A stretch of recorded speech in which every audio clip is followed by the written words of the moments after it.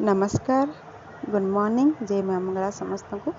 तो आज मु जो तरकारी बनैबी ना, जो तरकारी आम पिला दिन ही खाऊलु आ टेस्टा आपण मैंने सहित भूली भी जीवेनी। एवं तो सेमती खाद्य मिलू भी ना एବେका समय। तो जो तरकारी आम बो आम पिला दिन सब बनाते कि समस्ते भी खाऊले कि भी मसला मसली न था, खाली लंका लंका टी हल्दी लंका टी बाटी तरकारी करदे ना कितने टेस्टी लगुला से समय रे। तो देखो प्रथम मुझे आलू काटिकी तेल टे पकईकी पियाज काटी रखी से आलू रे तो दिजन को धोईली दिजन को नहीं मैंने दीटा जिनस को धोईदेली।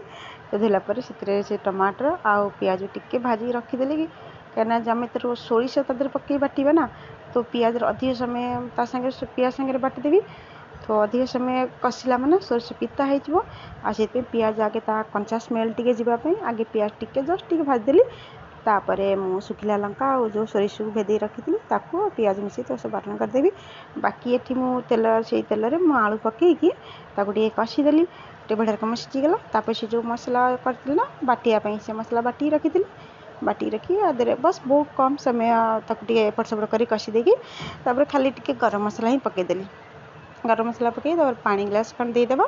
तो पानी दे सारापर टे फुटिला तापर मुझे कौन कली ना 4-5टा आंब थिला। आंब एमती बजार नहीं आसली मुझे चटनी बनई खाइबी बोली देखिए चटनी तो बनईलिनी तार अलग ही गोटे तरकारी बनईदेली।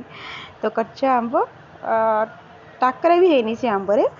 तो मुझे कौन कली ना एमती लंबा लंबा पीस कर काटिदेली। मुझे देखी केते खट्टा अच्छी कि मिठा अच्छी कारण मिठा जी लगे ये भल लगे तरकारीटा।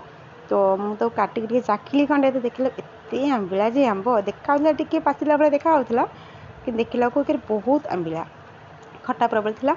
तो से मो झील भी टे मांगला मुझे भी देदेली खाईदेली मुझे तू खा हूँ। तापर से कौन कल ना काटिकी धोईकी से जो तरकारी रखी थी ना बसई थी आलू टी फुटापी से मुझे धोईकी से आंब को लेकिन अदर पकईली। तो आंब आलू टिके किसी समय जीव ये घाटी देवा आम तापर किसी समय गलापर आंब आलू सीझीगला अल्प जस्ट टिके तापर आम जो रखी थी ना माछ भजा तो ताकू आम पकईदेवा।